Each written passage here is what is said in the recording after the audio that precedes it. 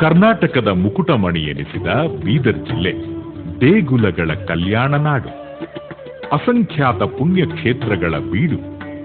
ಅಂತೆಯೇ ಬೀದರ್ ಜಿಲ್ಲೆ ಬೇರೆಯಲ್ಲ, ಶಿವನ ತಾಣ ಬೇರೆಯಲ್ಲ. ಗಡಿನಾಡು ಬೀದರ್ ಜಿಲ್ಲೆ ಐತಿಹಾಸಿಕ ಹಾಗೂ ವಿವಿಧ ಧರ್ಮ ಸಂಸ್ಕೃತಿಗಳ ಭವ್ಯ ಪರಂಪರೆ ಹೊಂದಿದೆ.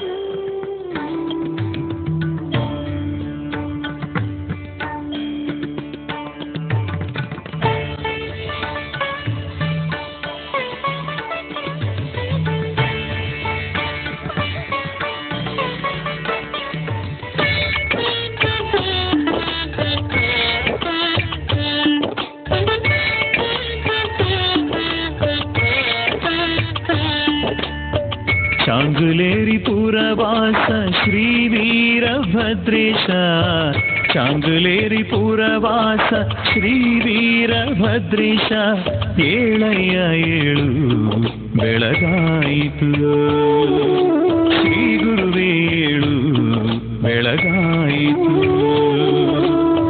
चांगलेरी पुरवास श्री वीरभद्रेश, चांगलेरी पुरवास श्री वीरभद्रेश, ಏಳಯ್ಯ ಏಳು ಬೆಳಗಾಯಿತು, ಶ್ರೀ ಗುರುವೇ. ಭಕ್ತರ ಕಾಮಧೇನು ಕಲ್ಪವೃಕ್ಷ ಚಾಂಗಲೇರಿನ ಶ್ರೀ ವೀರಭದ್ರೇಶ್ವರ ಪುಣ್ಯಕ್ಷೇತ್ರ. ಬೀದರ್ ಜಿಲ್ಲೆ ಹುಮ್ನಾಬಾದ್ ತಾಲೂಕಿನ ಚಾಂಗಲೇರಿನ ಶ್ರೀ ವೀರಭದ್ರೇಶ್ವರ ದೇವಸ್ಥಾನವು ತನ್ನದೇ ಆದ ಐತಿಹಾಸಿಕ, ಧಾರ್ಮಿಕ, ಸಾಂಸ್ಕೃತಿಕ ಭವ್ಯ ಪರಂಪರೆ ಹೊಂದಿದೆ. ಈ ದೇವಸ್ಥಾನವು ನಿರ್ಮಲ ನಿಸರ್ಗದ ಮಡಿಲಲ್ಲಿ ಬೆಳೆದ ಪುಣ್ಯಕ್ಷೇತ್ರ. ಕೈ ಮುಗಿದು ಒಳಗೆ ಬರುವ ಭಕ್ತನಿಗೆ ಅದೊಂದು ಕಲೆಯ ತಾಣವೂ ಹೌದು. ಸುಂದರ ನಿಸರ್ಗ ಹಾಗೂ ಉತ್ಕೃಷ್ಟ ಕಲೆಗಳ ಸಂಗಮ. ಕಡಿದಾದ ಕಾಡು ಮಧ್ಯದಲ್ಲಿ ಉದ್ಭವಿಸಿದ ಉದ್ಭವ ಮೂರ್ತಿ ಚಾಂಗಲೇರಿನ ಶ್ರೀ ವೀರಭದ್ರೇಶ್ವರ ದೇವರು. ಚಾಂಗಲೇರಿ ಪುರವಾಸ ಶ್ರೀ ವೀರಭದ್ರೇಶ, ಏಳಯ್ಯ ಏಳು ಬೆಳಗಾಯಿತು, ಶ್ರೀ ಗುರುವೇ ಏಳು. ಅಪಾರ ಸಂಖ್ಯೆಯಲ್ಲಿ ಭಕ್ತಾದಿಗಳು ಪ್ರತಿ ವರ್ಷ ನಡೆಯುವ ಜಾತ್ರಾ ಉತ್ಸವ ಕಾರ್ಯಕ್ರಮದಲ್ಲಿ ಪಾಲ್ಗೊಂಡು ದೇವರ ದರ್ಶನ ಪಡೆಯುತ್ತಾರೆ. ದಕ್ಷಿಣ ಭಾರತದ ಆರಾಧ್ಯ ದೇವತೆಯಾಗಿರುವ ಶ್ರೀ ವೀರಭದ್ರೇಶ್ವರನನ್ನು ನೆನೆಯದವರಾರು, ಅವನ ಪಾದಕ್ಕೆ ಹಣೆ ಹಚ್ಚದವರಾರು. ವೀರಭದ್ರೇಶ್ವರ ಶೈವ ವೀರಶೈವರಿಗೆಲ್ಲ ಕುಲದೇವರು ಹಾಗೂ ಮನೆದೇವರು.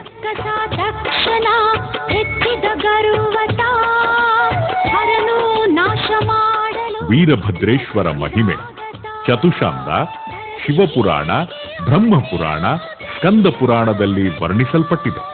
ಶಿವಪುರಾಣದಲ್ಲಿ ಪರಶಿವನ ಪಂಚವಿಂಶತಿ 25 ಲೀಲೆಗಳಲ್ಲಿ ವೀರಭದ್ರನ ಲೀಲೆ 12ನೆಯದಾಗಿದೆ. ಅಹಂಕಾರಿಯಾದ ದಕ್ಷ ಬ್ರಹ್ಮನ ಯಜ್ಞ ನಾಶ ಮಾಡಲು ಶಿವನ ಉರಿಗಣ್ಣಿನಿಂದ ಹುಟ್ಟಿ ಬಂದ ವೀರಭದ್ರೇಶ್ವರ ಶಿವನ ಅಪರಾವತಾರವೇ ಆಗಿದ್ದಾನೆ.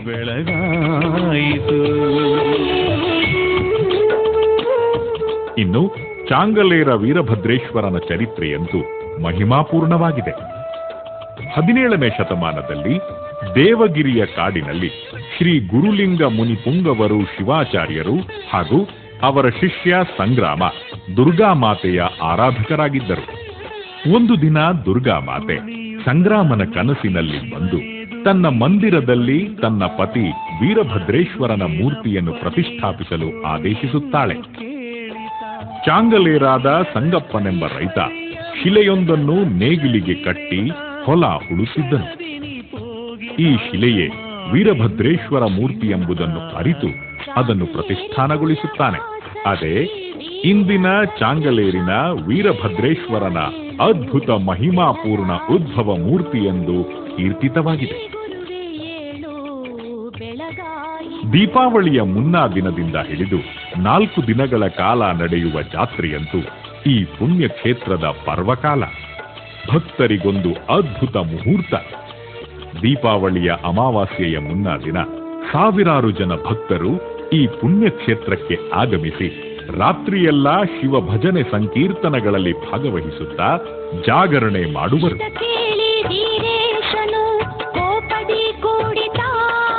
ನಂತರ ಚುಮುಚುಮು ನಸುಕಿನಲ್ಲಿ ದೇವಾಲಯದ ಅನತಿ ದೂರದಲ್ಲಿರುವ ಪವಿತ್ರ ಕುಂಡದಲ್ಲಿ ಸ್ನಾನ ಮಾಡಿ ಒದ್ದೆ ಬಟ್ಟೆಯಲ್ಲಿಯೇ ಸಾಲಾಗಿ ನಿಂತು ವೀರಭದ್ರೇಶ್ವರನ ದಿವ್ಯ ದರ್ಶನ ಮಾಡುವರು.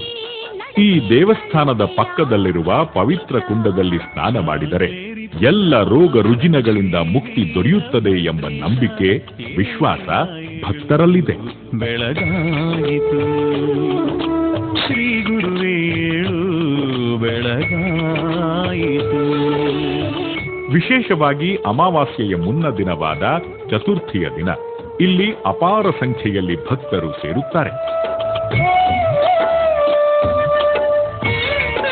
ನಸುಕಿನಲ್ಲಿ ಪವಿತ್ರ ಕುಂಡದಲ್ಲಿ ನಿಂದು ಶ್ರೀ ವೀರಭದ್ರೇಶ್ವರನ ದರ್ಶನ ಪಡೆಯುತ್ತಾರೆ ಮತ್ತು ಅಗ್ನಿ ಪ್ರವೇಶ, ತುಳಿಯುವ ಕಾರ್ಯಕ್ರಮ ಹಾಗೂ ಪಲ್ಲಕ್ಕಿ ಉತ್ಸವ ಕಾರ್ಯಕ್ರಮದಲ್ಲಿ ಪಾಲ್ಗೊಳ್ಳುವರು.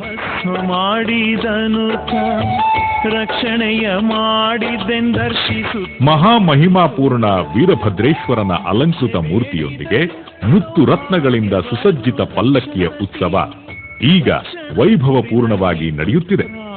ಅಪಾರ ಸಂಖ್ಯೆಯಲ್ಲಿ ನೆರೆದ ಭಕ್ತಾದಿಗಳು ಈ ಉತ್ಸವದಲ್ಲಿ ಭಾಗವಹಿಸಿದರು. ವೀರಭದ್ರೇಶ ಏಳಯ್ಯ ಏಳು ಬೆಳಗಾಯಿತು, ಶ್ರೀ ಗುರುವೇ ಏಳು.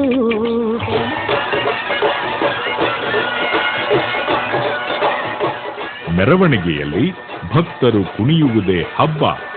ಖಡೆ ಖಡೆ ವೀರಭದ್ರ ಎನ್ನುವ ಪುರವಂತರ ಕುಣಿತದೊಂದಿಗೆ ವೀರಗಾಸೆಯ ನೃತ್ಯ ನೋಡುವುದೇ ಒಂದು ಪುಣ್ಯ. ಸಂಜೆ ನಡೆಯುವ ಪಲ್ಲಕ್ಕಿ ಮಹೋತ್ಸವದಲ್ಲಿ ಭಾಗವಹಿಸುವವರಲ್ಲಿ ಹಬ್ಬದ ಉಬ್ಬು ಕಾಣಿಸುತ್ತದೆ.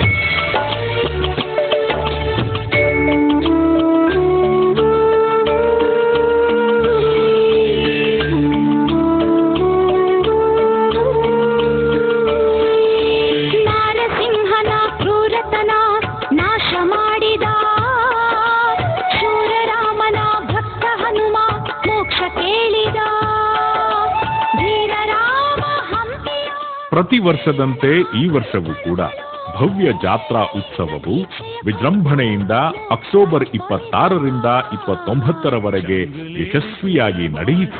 ಶ್ರೀ ವೀರಭದ್ರೇಶ ಏಳಯ್ಯ ಏಳು ಬೆಳಗಾಯಿತು. ಜಾತ್ರಾ ಮಹೋತ್ಸವದ ಅಂಗವಾಗಿ ದಿನನಿತ್ಯ ಅಭಿಷೇಕ, ಪೂಜೆ, ಅರ್ಚನೆ ನಡೆಯಿತು. ದೇವರ ಗರ್ಭಗುಡಿಯಲ್ಲಿ ದೇವರಿಗೆ ಕ್ಷೀರಾಭಿಷೇಕ ಮಾಡಿ ಹೂವಿನಿಂದ ಅಲಂಕರಿಸಿ ವೇದಶಾಸ್ತ್ರಗಳ ಮಂತ್ರ ಘೋಷದಿಂದ ಪೂಜೆ ನಡೆಯಿತು.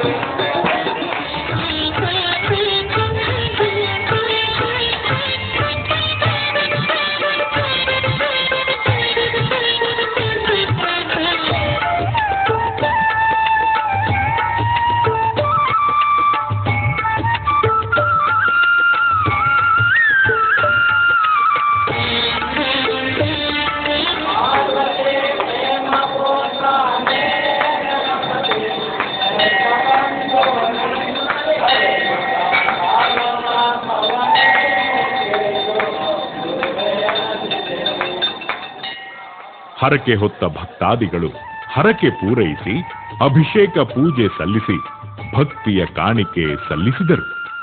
ಈ ಜಾತ್ರೆಗೆ ಕರ್ನಾಟಕ ಸೇರಿದಂತೆ ನೆರೆ ರಾಜ್ಯಗಳಾದ ಮಹಾರಾಷ್ಟ್ರ, ಆಂಧ್ರಪ್ರದೇಶದಿಂದ ಲಕ್ಷಾಂತರ ಸಂಖ್ಯೆಯಲ್ಲಿ ಭಕ್ತಾದಿಗಳು ಪಾಲ್ಗೊಂಡು ದೇವರಿಗೆ ಅಭಿಷೇಕ ಪೂಜೆ ಸಲ್ಲಿಸಿ ಪುನೀತರಾದರು.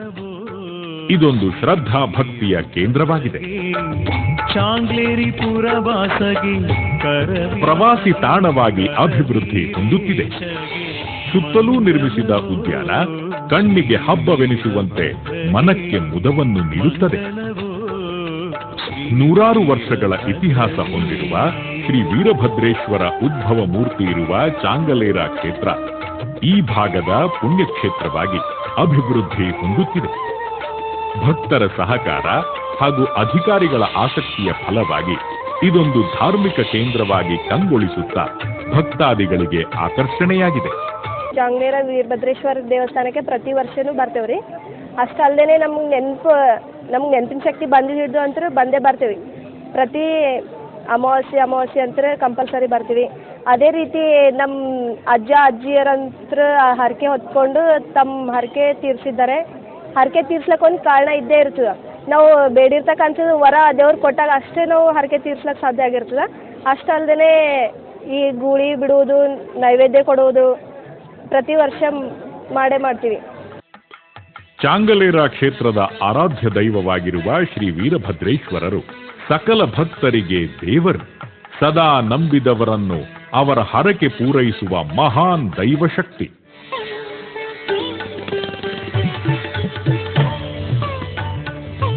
ಜಾತ್ರಾ ಮಹೋತ್ಸವದ ಅಂಗವಾಗಿ ಪಶು ಪ್ರದರ್ಶನವನ್ನು ಹಮ್ಮಿಕೊಳ್ಳಲಾಗಿತ್ತು.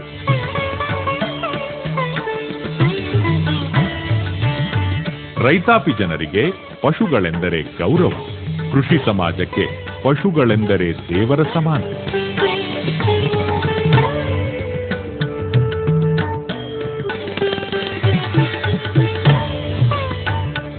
ಕಾರ್ಯಕ್ರಮಗಳಲ್ಲಿ ಭಾಗವಹಿಸಿ ದೇವರ ದರ್ಶನ ಪಡೆದು ರಾಜಕೀಯ ಮುಖಂಡರು ಪಾಲ್ಗೊಂಡಿದ್ದರು.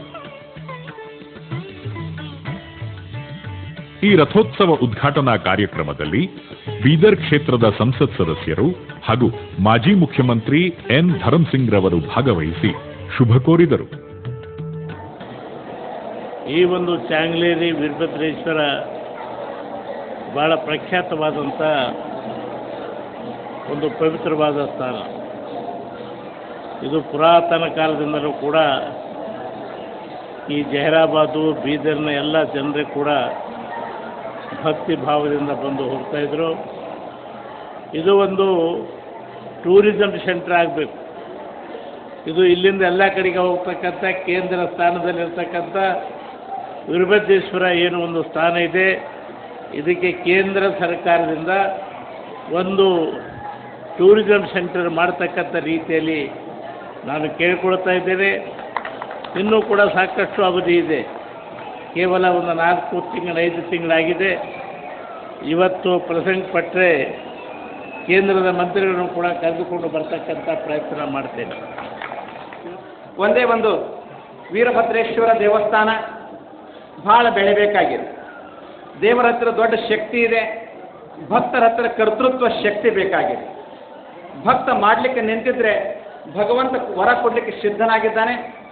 ಒಂದೇ ಒಂದು ಶಬ್ದದಲ್ಲಿ ಹೇಳಬೇಕಾಗಿದ್ರೆ, ಇವತ್ತ ನಮ್ಮ ಧರ್ಮಸ್ಥಳದ ಮಂಜುನಾಥನ ವೈಭವ, ವೀರಭದ್ರೇಶ್ವರನ ಶಕ್ತಿಗೂ ಏನು ಕೊರತೆ ಇಲ್ಲ. ಮುಂದಿನ ಭವಿಷ್ಯತ್ ಕಾಲದಲ್ಲಿ ಸಾಕಷ್ಟು ಪ್ರಗತಿಯ ಚಿಂತನೆಗಳನ್ನು ನಾವು ನೀವು ಮಾಡೋಣ. ವೀರಭದ್ರೇಶ್ವರ ದೇವಸ್ಥಾನದಲ್ಲಿ ಸ್ವಾಮಿ ಹತ್ತಿರ ಭಾಳ ದೊಡ್ಡ ಶಕ್ತಿ ಇದೆ. ಬೇಡಿದವರಿಗೆ ಬೇಡಿದ ಫಲವನ್ನು ಕೊಡ್ತಕ್ಕಂಥ ತಾಕತ್ತು ಶ್ರೀ ವೀರಭದ್ರೇಶ್ವರನ ಹತ್ತಿರ ಇದೆ.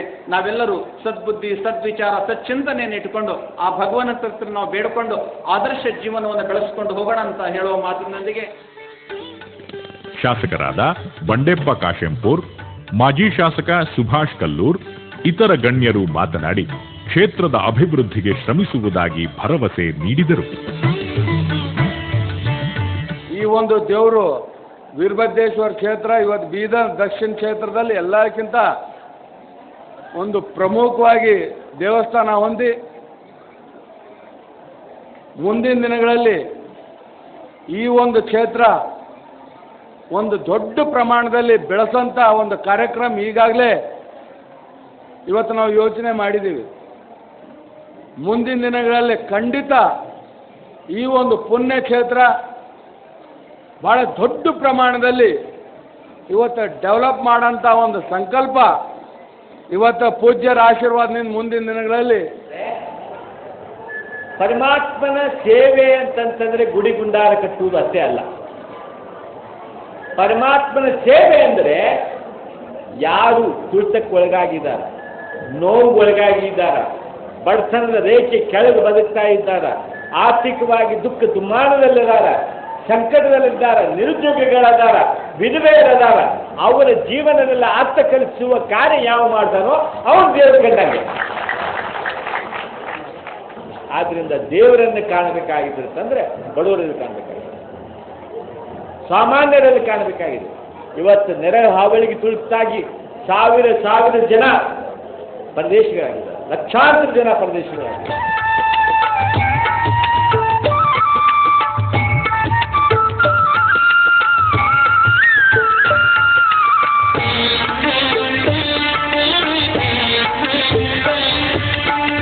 ಮಂಗಲವೋ ಶ್ರೀ ವೀರಭದ್ರಗೆ, ಮಂಗಲವೋ ಶ್ರೀ ವೀರಭದ್ರಗೆ, ಚಾಂಗ್ಲೇರಿ ಪುರವಾಸಗೆ ಕರವೀರೇಶಗೆ, ಚಾಂಗ್ಲೇರಿ ಪುರವಾಸಗೆ ಕರವೀರೇಶಗೆ, ಮಂಗಲವೋ ಶ್ರೀ ವೀರಭದ್ರಗೆ. ಇದೆಲ್ಲ ನೋಡಿದಾಗ ಹುಟ್ಟಿದ ಮೇಲೆ ಚಾಂಗಲೇರಕ್ಕೊಮ್ಮೆ ಹೋಗಿ ಬರಬೇಕೆಂದೆನಿಸದೆ ಇರದು.